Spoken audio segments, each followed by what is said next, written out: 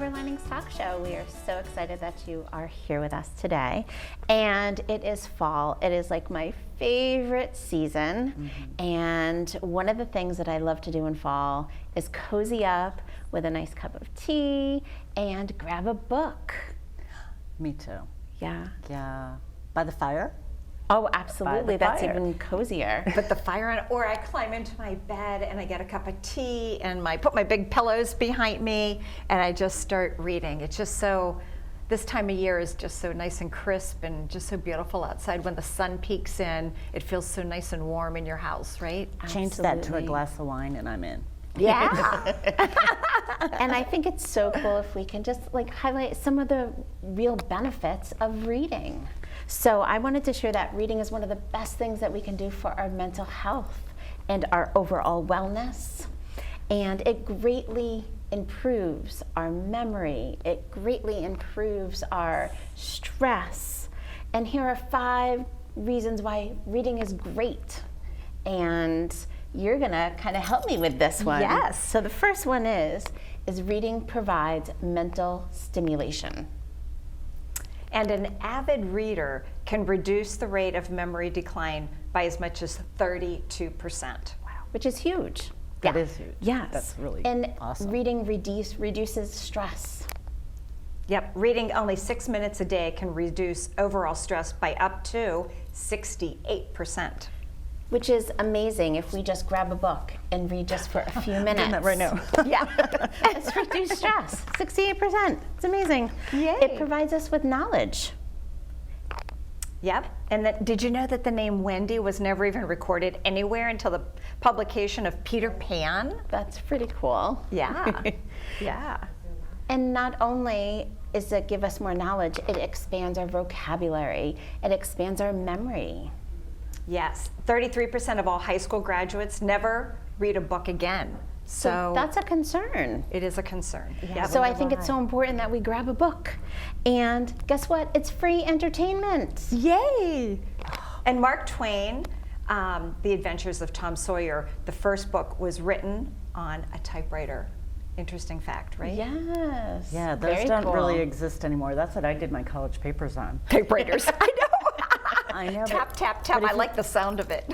But just to encourage our viewers and you, let's talk about some activities you can do with books. Yes. You can read aloud as a family. Remember when we used to do that with our kids when they were I little? love that. We're still doing it in my house. I know. And Awesome. visit the library for book events, or like maybe the bookstore. We have a bookstore near our town that has book signing events. I love the way a library smells when you walk in. Is that Right. strange? But I just No. love, it's just like there's a certain smell to a library. It just smells like books. Yes, it's the paperback. And Yeah. What about starting a book club? I mean, and especially now, getting Perfect back to time. that would be so much fun. And in the Yes. fall, it's great, cozy up to the fire and share what you like, right? Yes. Organize a book swap because you don't need to go buy a new book. I mean, Right. we have the stack of books right here. Yep. We could Right. share, right? Yep. We could definitely share. Absolutely. And utilize audiobooks when you're in a car. yes. Because I understand not only can it reduce the stress that you can experience on the road, Yep. but it's a great way to kind of absorb a book, but not have to really read it. And cross-utilization of time too, because why not? Yes. And actually audiobooks can be awesome if somebody has anxiety while driving. Like So- you're not listening to the same song you heard 50 times already. You have to be tuned in and listen to the audiobook. It's a great way. So we hope this motivates you to go pick up a book. And Any find a book. way to enjoy it. Yeah. So our guest today is all about books. So we are super excited to have with us today Elizabeth Hill, who is going to tell us more about her and what she brings to this world with books. I'm so excited to welcome to the studio Elizabeth Hill, CEO and publisher of Greenheart Living Press. We want to share her with you, so welcome to the show. Hello, Hi, it's Liz. wonderful to be here. Hi. It's great to see you. Thank you for joining us on Zoom. You look fabulous. Thank you. So we were just talking about the amazing benefits of reading and some fun ways that we can read together as families and friends and even just for ourselves. And we would love to hear a little bit about your story, like what brought you to this point of being a publisher and creating your own publishing company. Yes, Your well, love of books. writing and reading for me has always been such a solace and such a help. I've had a lot of challenging times in my life, and sometimes writing or curling up with a book was something that really got me through challenging things. In particular, when I was in middle school, I had trouble with anxiety and OCD, and that in 8th grade, I met an English teacher who really opened up the world of creative writing to me. So it was really a saving grace for me to connect with. And how I became a publisher, I never actually set out to do this. It kind of surprised me, or was given to me by the universe or something. I published my own books. I think the first one came out about 5 years ago, and then I published another one right before the pandemic. That's where I published Love Notes. And before then, I was working as a coach, primarily focused around helping people with anxiety that also wanted to move things forward in their life. And I started attracting people that wanted help writing. They saw that I had published a book and they said, "How did you do this?" And so I started having more and more clients in that way.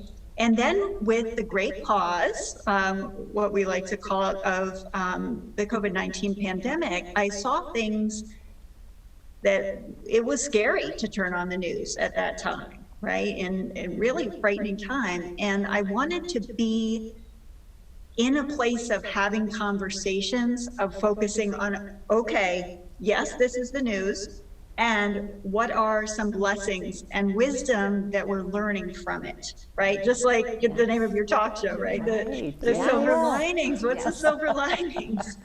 Yes. Right? Absolutely. Yeah, so I threw it out there. Who wants to write on this subject? And I had, within a week, I had 20 authors that wanted to write on this topic. And since then, we have had a number of collaborative book projects with different authors. And I've been able to publish people's memoirs and inspirational books, personal and business development type books. It's been such a blessing and joy that I didn't expect in life. I have to say, this collaboration idea, that was very intriguing to me, partially because it caused me to reach out to you and put my story into one of your books. But was this just an idea that came to you to put all these authors into a book? It's kind of a new concept to me. And how does that inspire you moving forward when you have all of these individual authors in one book? So it's something that I had seen other people do. I'd seen other publishers and other writers bring together collaboration books. It was an idea that intrigued me, but it really, because of our first book, The Great Pause, it came from one day. I had 3 different conversations with people about this. It really was like divine inspiration that we just got. I kept having conversations about this same thing, this idea of a collaboration book. It wasn't something I really set out or planned, but it evolved. And then I put it up on Facebook, and then I got a lot of different people from different parts of my life saying, I really want to be part of this. And it's so fun because we get a mix of people that have never written before, some people that have never thought of themselves as writers, but they have really powerful stories. And also people that have published whole books themselves before. So and people in between. So it's fun because we all learn from each other, both from sharing our stories and helping each other, and also just through the writing and publishing process. And I feel like I get to know everybody so well from reading their stories and where they've come from in their life and how they're helping others. It's so lovely to get to be on my side reading the stories, sometimes the first person reading their stories, and for our readers too. We've gotten great feedback. Yeah, in our previous segment, we were talking about how amazingly healing and beneficial reading can be. And here you have taken writing, right, into this new realm, right? Because you're talking about people who have never written being in the same book as people who have written novels and how-to books, etc. So I really would like you to share a little bit more about what writing can do for people therapeutically, like how you've seen that work. Yeah, so my background, I actually have my master's in social work and in focusing in community organization. So I get to use all of this when we're putting our books together. Writing for me has been very healing. I have stacks of journals in my bedroom from years of needing to process things, needing to figure things out. And sometimes I couldn't do that without getting it out of the body. It helps kind of free yourself from your story and put it out there. So writing really has, what I've gotten to witness with people is kind of a twofold healing process. As they're writing, it's healing. Sometimes the first version of things is pretty rough, right? It's just getting it out there. And that can be really helpful for people. And then there's a second layer of healing that takes place when they actually put the story out there into book form, right? So it's almost like they get to hand over the story to the world. So it's not just held within them. They're getting support, they're being held by other people and putting those words out there. And I wouldn't have known about that until I've gotten to see it multiple times when people share that experience with me with the collaborations. That's kind of next level support, right? Absolutely, and I feel like to go along also with what you said is like when you actually put that on paper and put that in a book and put that out there to the world, it also helps you tremendously to, whether it was something you held so near and dear to you and never shared it, it helps you kind of unlock and unleash. And that in itself is so cathartic. And also the fact that you most likely are impacting other people's lives that you don't even know. And it's the benefit and the ripple effect that what you put on paper could be impacting so many lives. And I think that that's a great motivational piece also to kind of help someone maybe build the courage to be able to put their story on paper. I know that reading has helped me. Sometimes reading is an escape, right? Sometimes it's good to just lose yourself in another world, right? That can be very healing and freeing. And sometimes I've really needed a path forward when I've been in situations of, okay, how do I face this transition? Or how do I face this? What do I do next? And that's really what we set out to do with our chapters is look at, okay, how can you take what you've been through and help ease that path for somebody else, right? Like, how can we have what's happened to us make a difference for someone else? And sometimes just knowing that, first of all, somebody else has gone through it or has faced it and they're on the other side of it. And also sometimes practical information is helpful. Like, how do I face a divorce? How do I face my kids being in high school, right? Like, how do I face these different things? And knowing that there is something on the other side of that worth pushing through. Absolutely. And what is your thoughts of reading books and audiobooks? Yeah, I know we were talking about this before. I think it's such a neat thing now that, you know, so I love reading. I'm a book geek, right? And it's always come natural for me. But I also know a lot of people that it's just not, for whatever reason, it's just not a cozy thing for them. It's not what they would turn to. But they want to learn. They want to like have ideas and, concepts and lose themselves in story. And so I love that there's these audiobooks that people can access now, that it opens up the whole world for anyone, whether it feels good for them to read a book that they hold in their hands, or it's nicer for them to listen to it, whether they're in the car or at home. It's so nice that there are different options for people now. I love that. But now please tell us. That was great, because I think now we've given everyone no excuse, right? No excuse. So I know we're entering November, which is a writer's month, right? So a lot of people don't consider themselves writers. How would you go about telling someone or encouraging them to put their words to paper? A novice, someone like me, who maybe I have put a chapter into a book, but I really don't consider myself a writer. Maybe you could give us some tips as to really how to put our thoughts on paper, whether it be in a therapeutic way or just in a way to just share with others. Absolutely. So first of all, I just want to say that I'm glad you went over that hurdle of thinking you weren't a writer, because your chapter is absolutely wonderful in the book, right? Because you have a powerful story to share, right? And so there are so many ways that you don't need to sit down and write or sit down and type in order to be a writer. Some people are much better at sharing their story verbally, and so they can record, and then you can just download and have a transcription. It's very easy to do now, all these online services. You can download a transcription, and then you basically have a book. You just need to either edit it or get someone to help you edit it, and then you'll be able to share your story. That's one thing.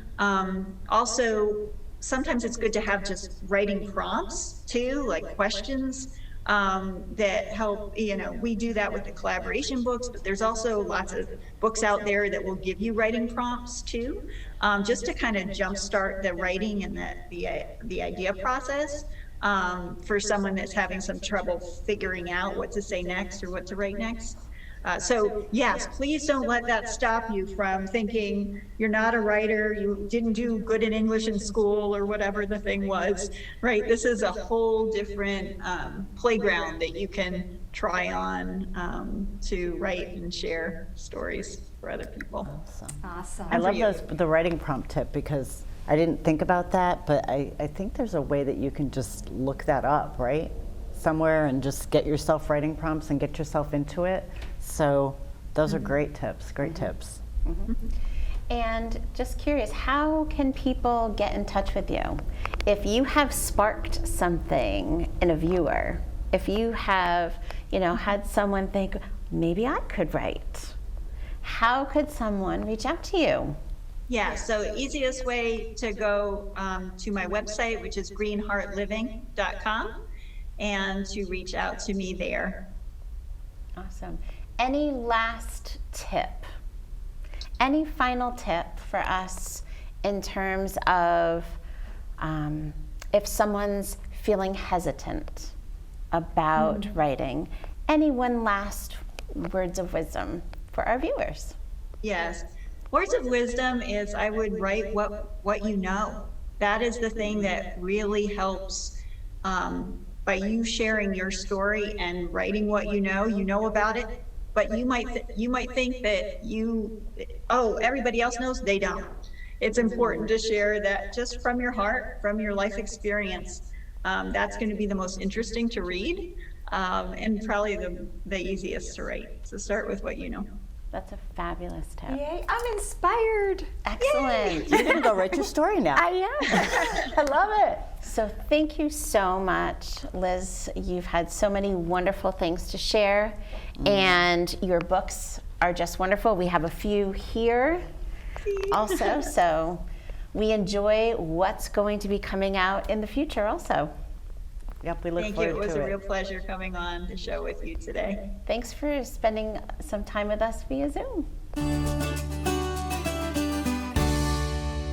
Hi, everybody. everybody. I am so excited. This is our fall winter segment, and can you tell that we all have a little movie star in us? Look at the movie stars.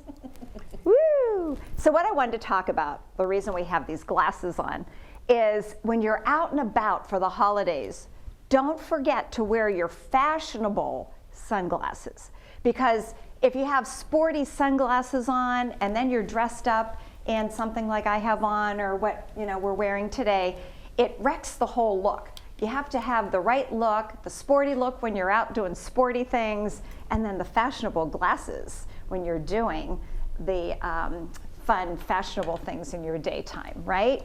So we'll put this aside. Thank you, Lynn.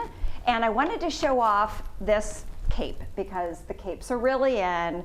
I'm sure everybody out there has a cape, or if you don't, this is a great way to layer things, because if you have, so today I have underneath this like a puffy skirt. So my puffy skirt wouldn't go with a coat that is very slim, like it would make me look like I'm a big snowball, right? So what I love about this is that the cape just easily goes over any outfit. It's made of alpaca and it's nice and warm. So I just wanted to talk about that. There we go. And then it is sweater weather and boot weather. So we love wearing boots and we love our boots. So I am showing off a high-heeled boot, and Dina is showing off the bootie. And both are in style, by the way. She's got tights on with hers. I have bare legs, and you can do either look, whatever you feel like. And Lynn is showing off her boots as well. This is a beautiful boot. This is like a nice neutral. I love how she did the neutral boot with her outfit today. Thank you. As far as accessories go, we all pitched in here and did our accessories. So what's really in right now, we're headed towards the colder weather. We want, our clothing is heavier and our clothing is more nubby. And so you want to match a heavier type necklace like I have on. You want to match that with your more nubby clothes, okay? So you can see it's got more substance to it, and it's a darker, metal. Yeah. And then on my wrist, I have my stacking bracelets, and a little tip is you always want to stack in either 3 or 5. And I have on, just a mixture. I have a chain, I have a sparkly, and then I have my strength bracelet, so that gives me lots of inspiration all day long, right, for my strength. And she's showing off her bracelets. I love all the silver. Silver is really, really popular in the winter and the fall. And she's got a nice, heavy, again, necklace on, so that looks so beautiful on her. And Lynn has fabric on that's the nubby that I'm talking about. It's the thicker, it's the sweater. And just to show you a few of the fashionable fabrics. So this is just to show you that reds are in for the fall, if you want to know, and those heavier fabrics. This is like a gray with a black and a red. Oh, that's one of my favorites. Isn't that great? Yeah, love a houndstooth, right? Houndstooth, love houndstooth, right? Well, I'm just going to flip right actually to this red, because holidays are coming up and there's nothing like a beautiful red, right? A nice rich red outfit. And this has a swatch of a orange red and a blue red. So I talked about that before, how everybody can wear one kind of red, right? And what would you pair with that? Oh, I wanted to show my sparkly shoes. Yes, thank you. So these are sparkle shoes. So this is one way to just dress up an outfit, take a boot off, change it out. Like I could take this top and put a black skirt and these sparkly shoes, and off to the holiday party I go, right? That's brilliant. And cap it off with a beautiful red lip. Yes, and Dina so beautifully is showing off her red lip. And I have red lips on today too. That just kind of like always puts you in like a fun mood. Super good doesn't it? mood. I know, right? It like immediately lifts your spirits. Yeah, if you're ever even having like a bad day, sometimes if I'm just kind of bummed out, I don't have any makeup on, I just put red lips on. I do it when I'm tired. Oh yes. It like it'll perk totally up your whole- perks me up. Yes. Yes. And I think what we have, because we couldn't bring it all here, Yes. is My showroom. We had so much fun last week. We did a video for you, so you get to see it.